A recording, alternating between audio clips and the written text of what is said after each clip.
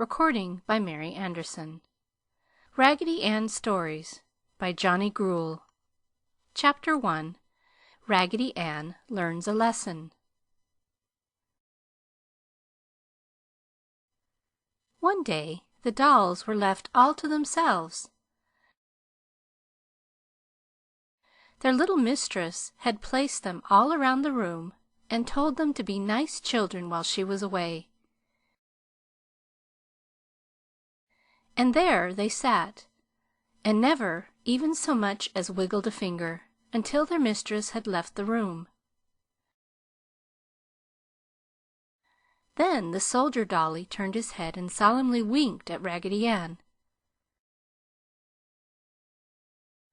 And when the front gate clicked, and the dollies knew they were alone in the house, they all scrambled to their feet. "Now let's have a good time," cried the tin soldier. "Let's all go in search of something to eat." "Yes, let's all go in search of something to eat," cried all the other dollies. "When Mistress had me out playing with her this morning," said Raggedy Ann, "she carried me by a door near the back of the house, and I smelled something which smelled as if it would taste delicious." "Then you lead the way, Raggedy Ann," cried the French dolly. "I think it would be a good plan to elect Raggedy Ann as our leader on this expedition," said the Indian doll. At this, all the other dolls clapped their hands together and shouted, "Hurrah! Raggedy Ann will be our leader!" So Raggedy Ann, very proud indeed to have the confidence and love of all the other dollies, said that she would be very glad to be their leader. "Follow me!" she cried as her wobbly legs carried her across the floor at a lively pace. The other dollies followed, racing about the house until they came to the pantry door. "This is the place!" cried Raggedy Ann. And sure enough, all the dollies smelled something which they knew must be very good to eat. But none of the dollies was tall enough to open the door, and although they pushed and pulled with all their might, the door remained tightly closed. The dollies were talking and pulling and pushing, and every once in a while one would fall over and the others would step on her in their efforts to open the door.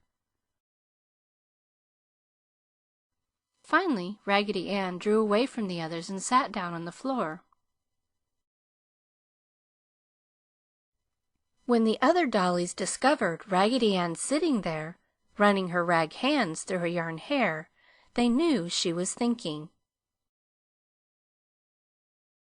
"Shh! Shh!" they said to each other, and quietly went over near Raggedy Ann and sat down in front of her.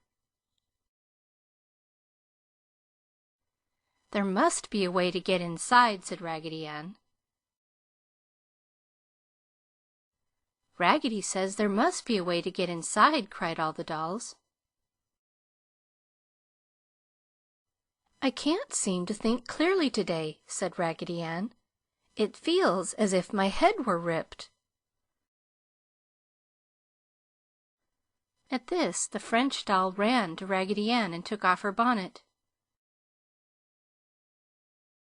"Yes, there is a rip in your head, Raggedy," she said, and pulled a pin from her skirt and pinned up Raggedy's head.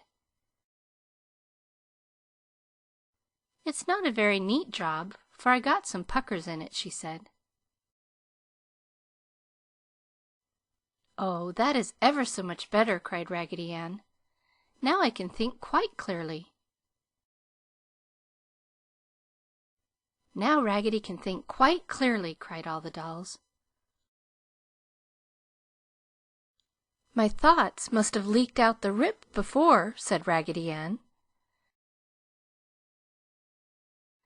"They must have leaked out before, dear Raggedy," cried all the other dolls. "Now that I can think so clearly," said Raggedy Ann, "I think the door must be locked, and to get in we must unlock it." "That will be easy," said the Dutch doll, who says "Mama" when he is tipped backwards and forward. "For we will have the brave tin soldier shoot the key out of the lock." "I can easily do that," cried the tin soldier, as he raised his gun. "Oh, Raggedy Ann," cried the French dolly, "please do not let him shoot." "No," said Raggedy Ann, "we must think of a quieter way." After thinking quite hard for a moment, Raggedy Ann jumped up and said, "I have it!" And she caught up the jumping jack and held him up to the door. Then Jack slid up his stick and unlocked the door. Then the dollies all pushed and the door swung open. My, such a scramble! The dolls piled over one another in their desire to be the first at the goodies. They swarmed upon the pantry shelves, and in their eagerness spilled a pitcher of cream, which ran all over the French dolly's dress. The Indian doll found some cornbread, and dipping it in the molasses, he sat down for a good feast. A jar of raspberry jam was overturned, and the dollies ate of this until their faces were all purple. The tin soldier fell from the shelf 3 times and bent one of his tin legs, but he scrambled right back up again. Never had the dolls had so much fun and excitement, and they had all eaten their fill when they heard the click of the front gate. They did not take time to climb from the shelves, but all rolled or jumped off to the floor and scrambled back to their room as fast as they could run, leaving a trail of breadcrumbs and jam along the way. Just as their mistress came into the room, the dolls dropped in whatever positions they happened to be in. "This is funny!" cried Mistress. "They were all left sitting in their places around the room. I wonder if Fido has been shaking them up." Then she saw Raggedy Ann's face and picked her up. "Why, Raggedy Ann, you are all sticky! I do believe you are covered with jam!" And Mistress tasted Raggedy Ann's hand. "Yes, it's jam! Shame on you, Raggedy Ann! You've been in the pantry, and all the others too." And with this the doll's mistress dropped Raggedy Ann on the floor and left the room. When she came back, she had on an apron and her sleeves were rolled up. She picked up all the sticky dolls, and putting them in a basket, she carried them out under the apple tree in the garden. There she had placed her little tub and wringer, and she took the dolls one at a time and scrubbed them with a scrubbing brush and soused them up and down and this way and that in the soap suds until they were clean. There the dolls hung all day, swinging and twisting about as the breeze swayed the clothesline.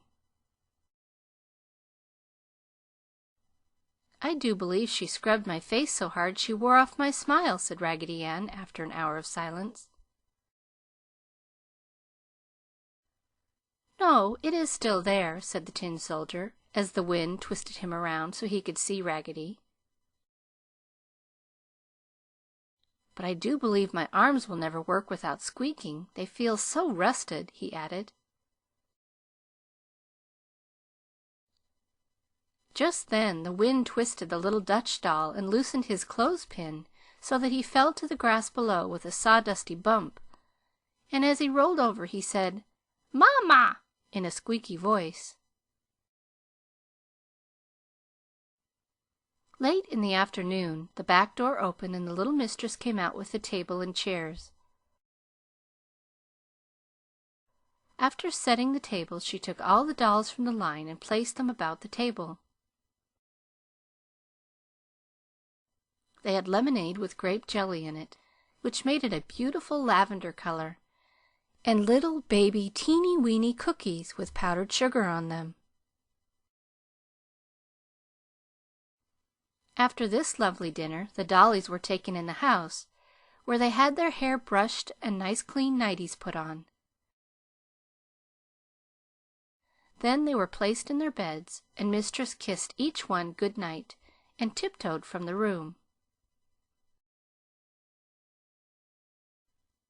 All the dolls lay as still as mice for a few minutes. Then Raggedy Ann raised up on her cotton-stuffed elbows and said, "I have been thinking." "Shh!" said all the other dollies. "Raggedy has been thinking." "Yes," said Raggedy Ann, "I have been thinking. Our mistress gave us the nice dinner out under the trees to teach us a lesson. She wished us to know that we could have had all the goodies we wished, whenever we wished, if we had behaved ourselves. And our lesson was that we must never take without asking what we could always have for the asking. So let us all remember and try never again to do anything which might cause those who love us any unhappiness." "Let us all remember," chimed all the other dollies. And Raggedy Ann, with a merry twinkle in her shoe-button eyes, lay back in her little bed, her cotton head filled with thoughts of love and happiness. End of Chapter 1. Read by Mary Anderson.